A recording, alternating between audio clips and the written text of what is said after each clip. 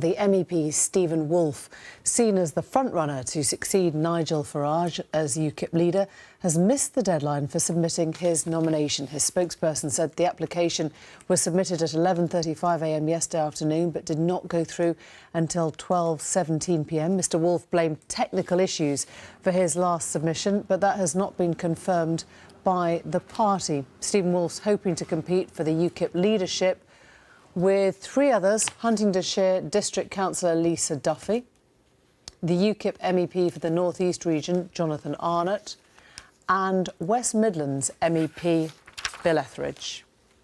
Well, we can speak now to Neil Hamilton, the leader of UKIP in the Welsh Assembly. Neil Hamilton, thanks for joining us. Was that the right decision then, not to let Stephen Woolfe's application go through?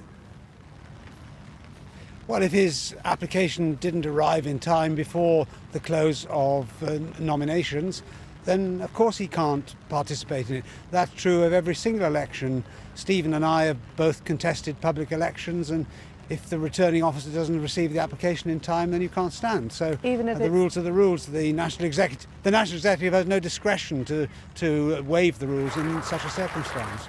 Even if that then leads to a legal case on your hands, will it have been worth holding out on that one? Well, there would certainly be a legal case if he wasn't qualified to stand and he was allowed to. So I'm afraid it's 6 to 1, half a dozen of the other. I don't know what the facts are in this individual case, but if it is true that his application to be nominated didn't arrive until 20 minutes after the close of the deadline, clearly he can't stand.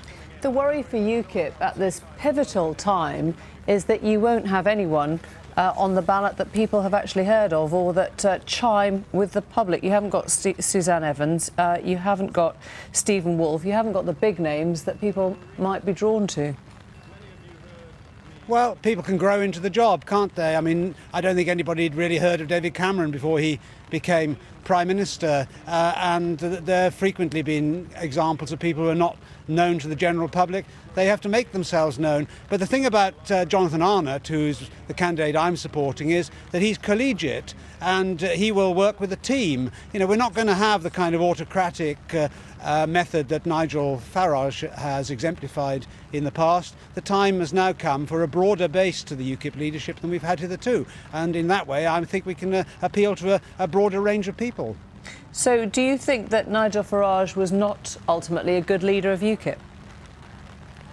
No, he was an excellent leader of UKIP, and the referendum would not have happened but for him. He was a dynamic force and he's unique. He's one of the few figures in British politics who have really changed events without being a member of Parliament. And Nigel will go down in history, I think, as one of the great political figures of this country. He might go down in history as the last leader of UKIP at a time when it was actually a political force with momentum. Well, we are, in Wales, at any rate, a great political force. You know, we've got 7 members out of 60 in the National Assembly. We are really making waves and progress here in Wales, and we're the shop window for UKIP in the rest of the country. So UKIP has a great future ahead of it, post-Brexit, and we have a domestic programme as well, which we are going to pursue. And we produce policies that no other party has, and we say the things that no other party will say. So UKIP has a great future under whoever is the new leader of UKIP. Neil Hamilton, thank you.